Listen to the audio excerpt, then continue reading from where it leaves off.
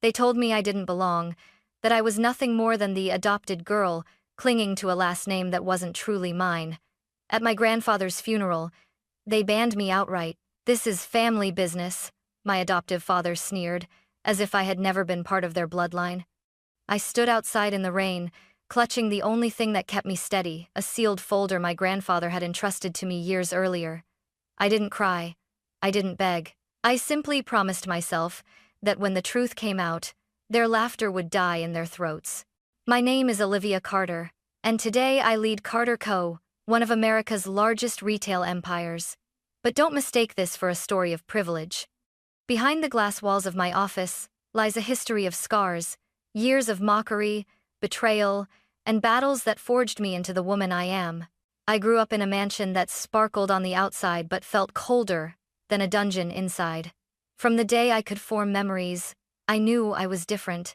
My adoptive parents, Richard and Helen Carter, never let me forget it. To them, I wasn't their daughter. I was a reminder that kindness had been forced on them by my grandfather, William Carter, the founder of Carter Co. Richard rarely spoke to me, unless it was to issue commands. He carried himself in tailored suits, with a practiced smile that convinced outsiders he was a loving father. Behind closed doors, his words cut deeper than knives. "Don't get comfortable, Olivia. You're not truly a Carter. You're just here because my father insisted." I would hide in my room, clutching a worn notebook my grandfather gave me, trying to believe I was more than what Richard said. My uncle, Thomas, was even worse. Where Richard used subtle cruelty, Thomas preferred humiliation.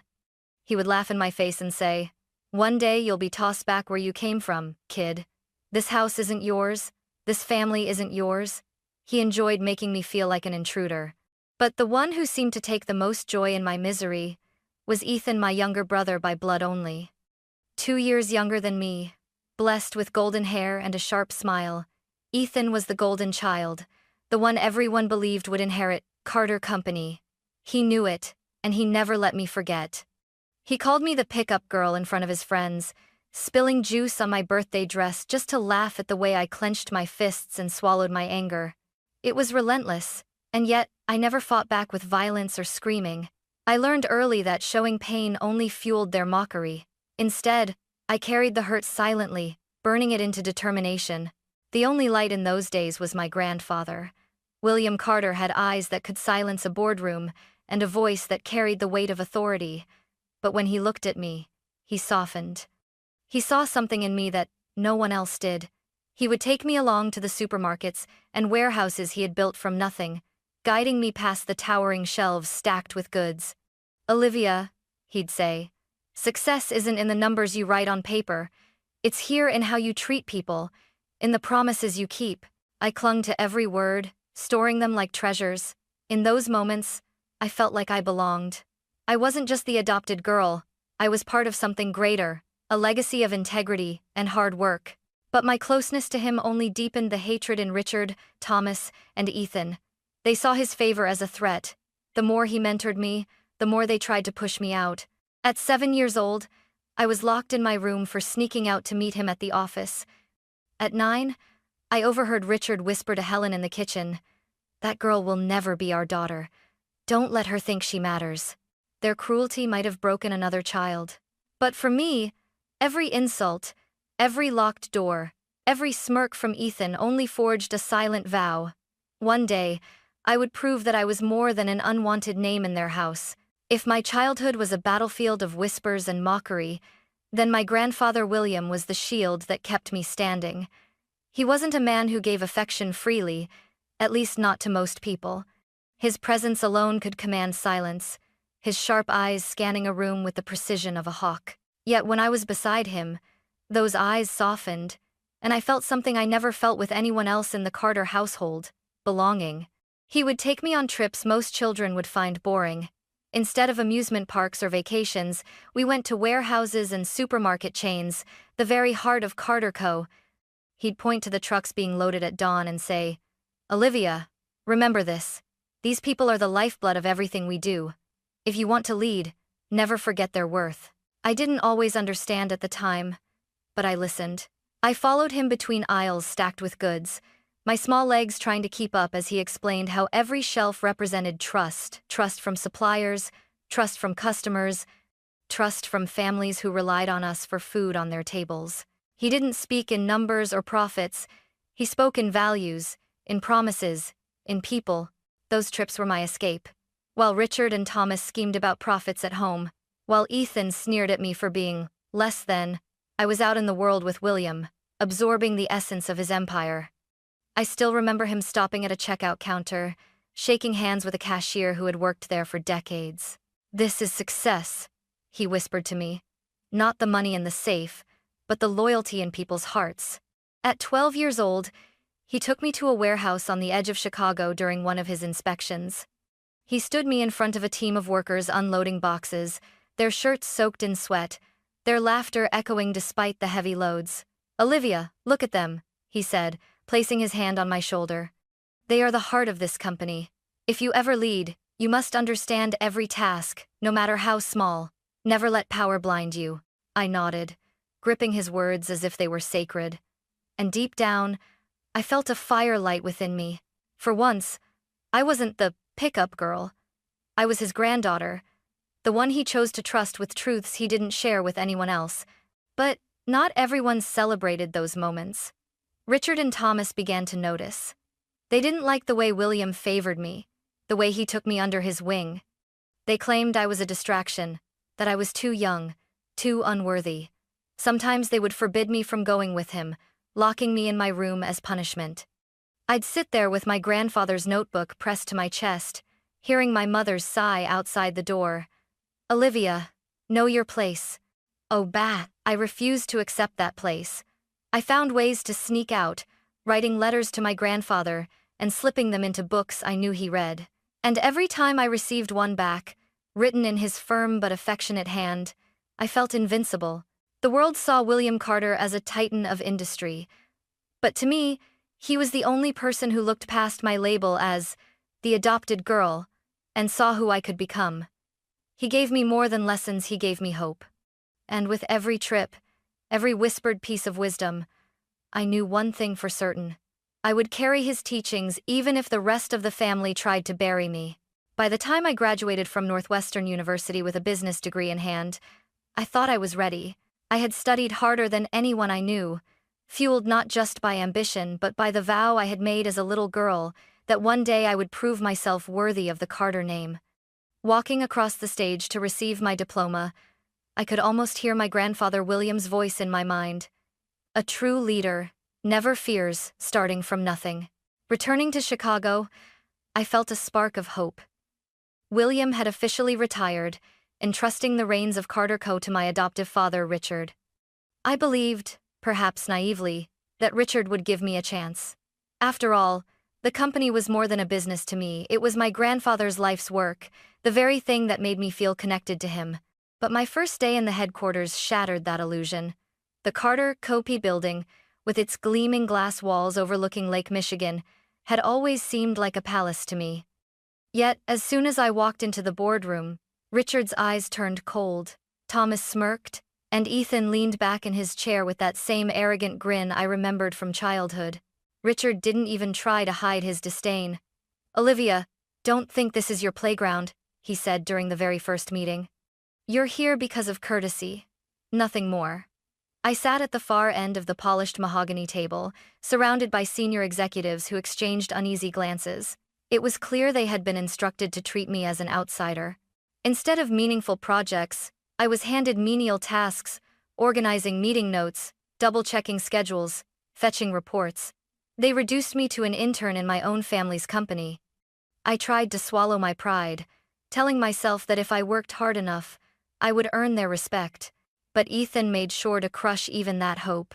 During a packed meeting about distribution strategy, I nervously stood to present an idea I had been developing for months, expanding our supermarkets into suburban areas where demand for fresh food was skyrocketing. I had spreadsheets, market research, and profit projections laid out meticulously. Halfway through my presentation, Ethan cut me off with a laugh. "Really, Olivia? You think a foster kid has the right to lecture us on business?" The room erupted in laughter, a chorus of chuckles that felt like daggers piercing my skin. Some executives averted their eyes, clearly uncomfortable, but no one defended me. I gripped my pen so tightly my knuckles turned white, forcing myself not to break down. I wanted to scream, to tell them I had spent sleepless nights preparing this, that it was built on lessons William himself had taught me. But I knew the truth. No matter how hard I worked, they would never see me as more than the adopted girl. The rejection didn't stop there. I overheard Richard and Thomas in the break room one afternoon. "She'll never change anything," Thomas scoffed. Richard chuckled darkly. "Let her waste her time. Eventually, she'll get tired and leave." Their words cut deep, but they also lit a fire. I realized then that waiting for their recognition was a dead end. They would never accept me, not because I lacked ability, but because my very existence threatened their control. Still, I stayed for a while, clinging to William's lessons, telling myself I could endure it. But every day in that cold building felt like digging myself deeper into a hole. And soon, I would face the hardest choice of my life: to remain trapped in their shadows, or to walk away and create something of my own. The breaking point came one late evening in the Carter Co. boardroom. I had stayed behind after everyone else had left, staring at the empty chairs where they had laughed at me earlier that day.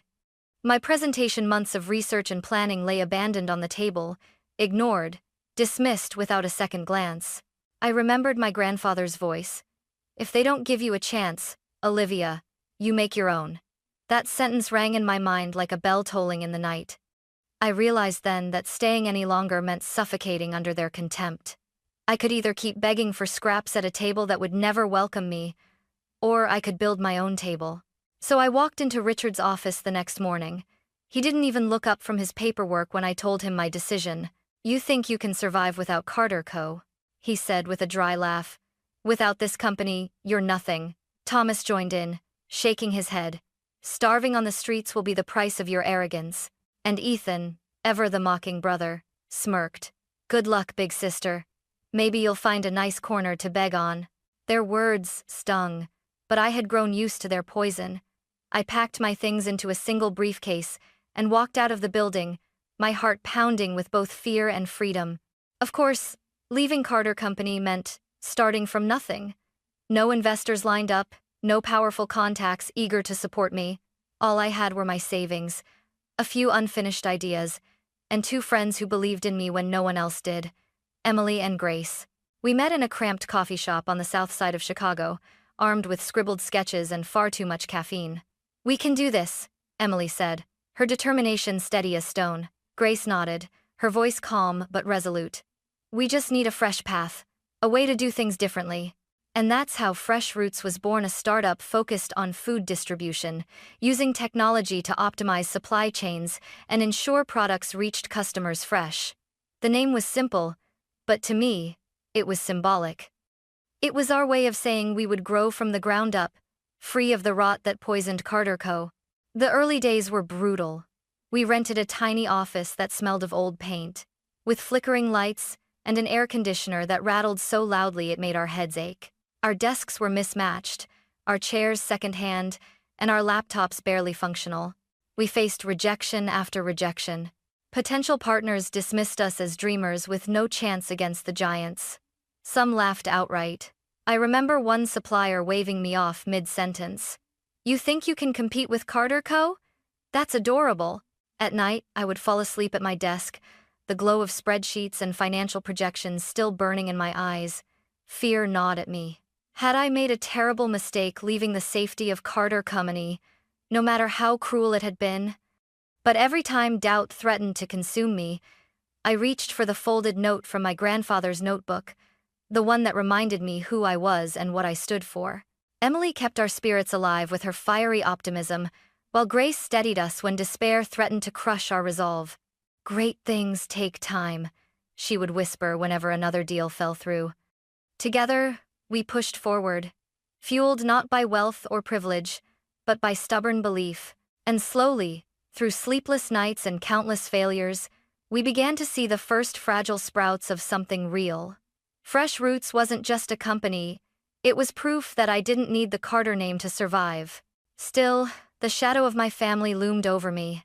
Deep down, I knew they weren't finished with me yet. And the next time they struck, it wouldn't be with laughter, it would be with sabotage. 2 years after walking away from Carter Company, I thought I had grown used to rejection. Every closed door, every unanswered email, every supplier who laughed at us, those wounds had formed scars on my confidence. But then, one ordinary morning in our cramped office, everything changed. Grace opened her laptop, her eyes widening as she read an email. "Olivia," she whispered, her voice trembling. "They said yes." Emily grabbed the screen to read it herself, then let out a scream. I rushed over, hardly daring to believe it. It was a contract, our first major deal with a small supermarket chain in the Southeast. They wanted Fresh Roots to manage their entire food distribution system. It wasn't Carter Co., it wasn't nationwide, but to us it was everything. We popped open a few cheap beers we had saved for a someday celebration. Emily jumped onto her chair, shouting, "Fresh Roots is officially alive." Grace hugged me so tightly I could barely breathe. I didn't cry, not then. I just stared at the screen, the words blurring through my tears of relief. It wasn't just a contract, it was proof. Proof that all the nights of fear and failure had been worth it. Proof that I could succeed without the Carter name stamped on my forehead. The news spread faster than I imagined. A small article in a local business journal called me the disowned heir building her own empire. At first, I cringed at the phrase. But as reporters picked up the story, I realized something. People wanted a symbol. They wanted to believe that someone cast aside could rise on her own. But my family? They saw it as a threat.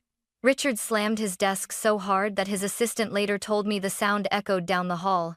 Thomas called partners, urging them not to work with us.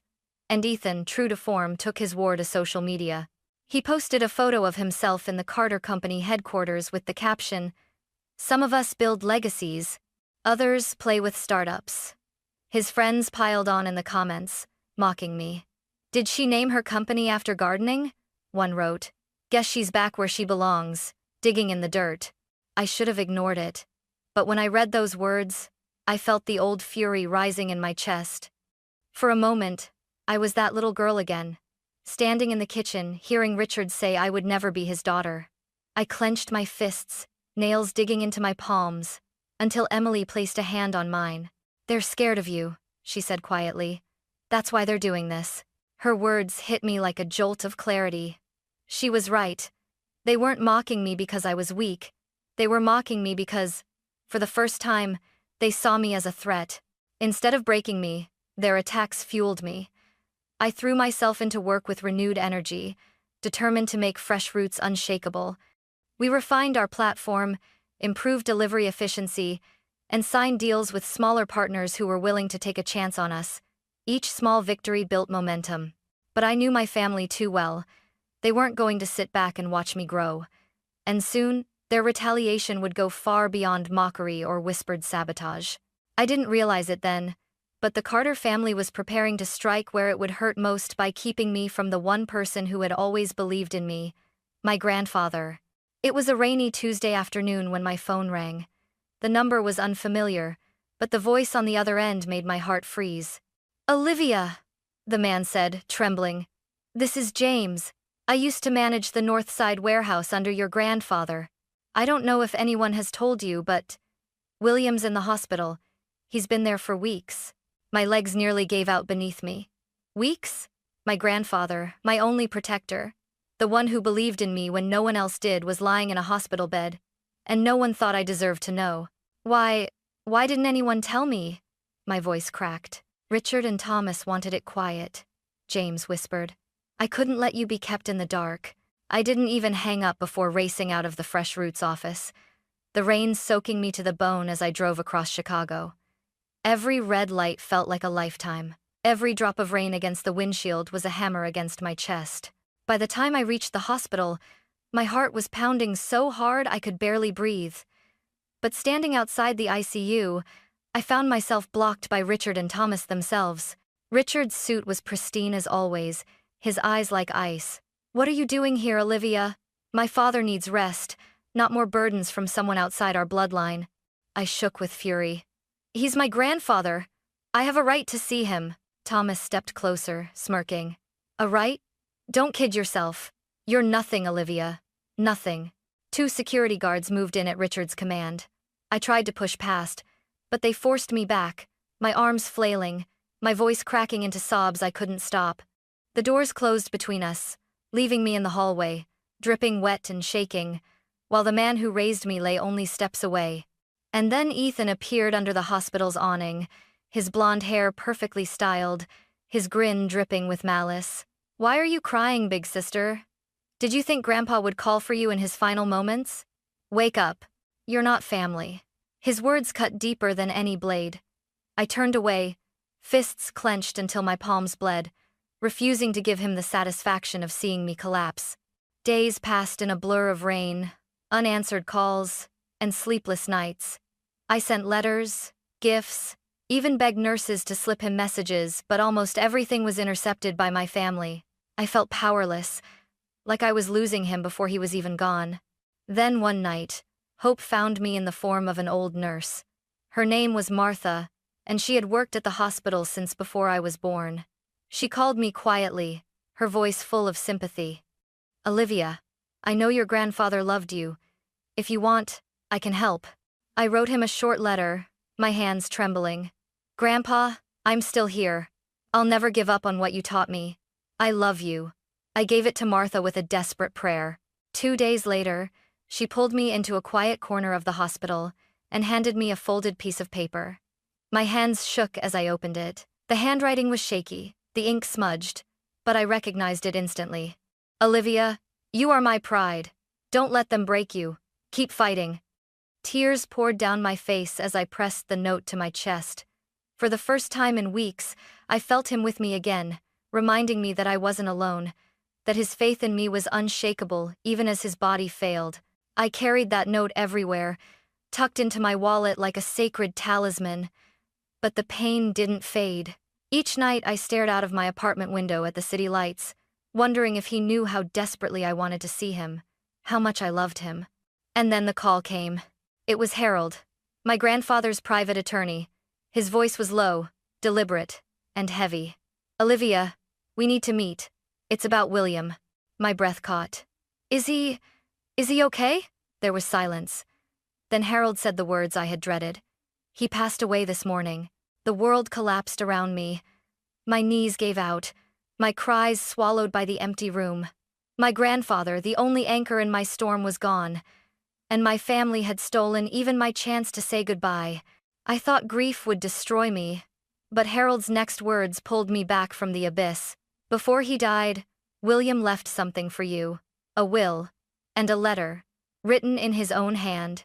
He made sure his legacy would never fall into the wrong hands. Through my tears, I felt a new fire rising. My grandfather's final act was not to leave me with despair but with power, and soon, I would use it to face the very family who had tried to erase me. The morning of the will reading, Chicago's sky hung heavy with gray clouds, as if the city itself braced for a storm. I stood in front of the mirror of my small apartment, adjusting the dark green tie that once belonged to my grandfather. I didn't choose flashy clothes like Richard or Ethan, flaunted at board meetings. My outfit was simple, but it carried the weight of sincerity, a reminder that William Carter's values lived on through me. In my jacket pocket rested the note Martha had smuggled from his hospital bed, his shaky handwriting telling me to keep fighting. That scrap of paper was the armor I needed. The law firm's office was perched high above Michigan Avenue, its glass walls reflecting a skyline I had once stared at in awe. Now, I was about to walk into a battlefield. When I pushed open the conference room door, a hush swept over the room. Richard sat at the head of the table, his gray suit immaculate, his expression smug. Beside him, Thomas flipped through documents with a smirk, while Ethan lounged in his chair, scrolling on his phone, exuding careless confidence. Aunts, cousins, and distant relatives filled the remaining seats, their whispers buzzing with anticipation. Richard's eyes narrowed. What are you doing here, Olivia? This is family business. I met his gaze evenly. That's exactly why I'm here. Thomas leaned back with a laugh. Go back to your little startup, Olivia. This isn't your stage. Ethan glanced up from his phone, his grin poisonous. Or are you here to beg for some pocket change? Laughter rippled through the room. I didn't respond. Instead, I took my seat at the far end of the table, placing my briefcase on my lap. Inside was the sealed envelope Harold had given me my grandfather's will. My heart pounded so loudly it drowned out their mockery. The lead attorney, Mr. Grayson, entered moments later. An older man with silver hair and gold-rimmed glasses, his calm presence filled the room. "Good morning," he began. "We are gathered to read the last will and testament of William Carter, founder of Carter Company." The room straightened in anticipation. Grayson began with the formalities: small bequests to longtime employees, donations to charity, gifts to friends. But the relatives barely listened. Everyone was waiting for the real prize: the controlling shares of Carter Co., the properties, the fortune. Then Grayson paused, adjusting his glasses. "I must note, no official will was filed with this office. By law, Mr. Carter's assets would typically be divided equally among his direct descendants." Richard's lips curled into a triumphant smile. Thomas smirked, and Ethan chuckled, shooting me a smug look. They thought they had won. That was my moment. I rose slowly, my voice calm but firm. "Mr. Grayson, before you conclude, there's something you need to see." All eyes turned to me. Richard frowned, Thomas scoffed, Ethan rolled his eyes. With steady hands, I opened my briefcase and laid a sealed set of papers on the polished table. The sound echoed like a gavel striking. "This," I said, looking directly at Richard, "is my grandfather's will, drafted years ago, signed and notarized.